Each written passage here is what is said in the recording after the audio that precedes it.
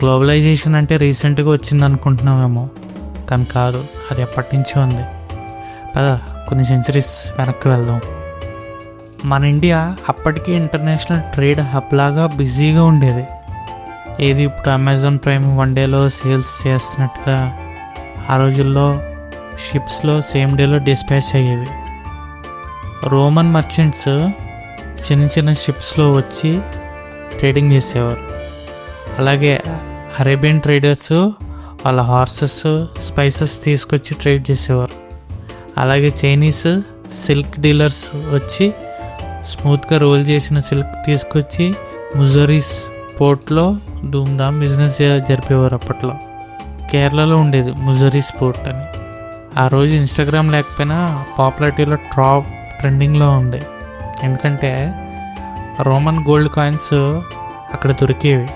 అంటే ఏంటంటే మన ఇండియన్ పేపర్కి వాల్యూ చాలా ఎక్కువ ఉండేది ఆ టైంలో. అంటే ఇప్పుడు ప్రజెంట్ మనకి గోల్డ్ ఎలాగా, ఆ టైంలో అలాగా.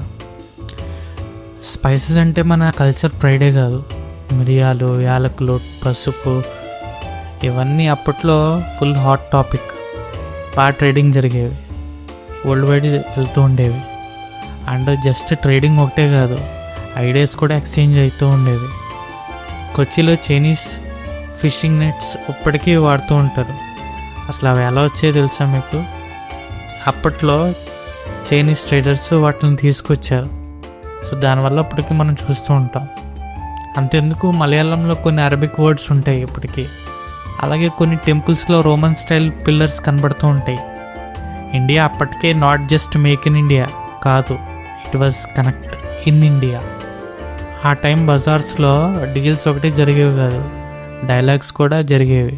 ఒకళ్ళేమో యాలకులు అమ్ముకుంటే ఇంకొకళ్ళేమో ఫిలాసఫీని చెప్పేవారు లెసన్స్గా.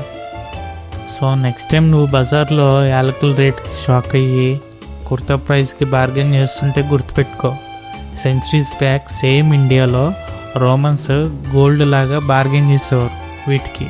అరబ్స్ షిప్స్లో స్పైసెస్ తీసుకెళ్ళేవారు. మన స్టైల్, మన టేస్ట్, మన ఎక్స్పర్ట్. ఈరోజు వరల్డ్ అందరికీ ఇండియా అంటే వావ్ అనే రీజన్ మన పాస్ట్లోనే ఉంది.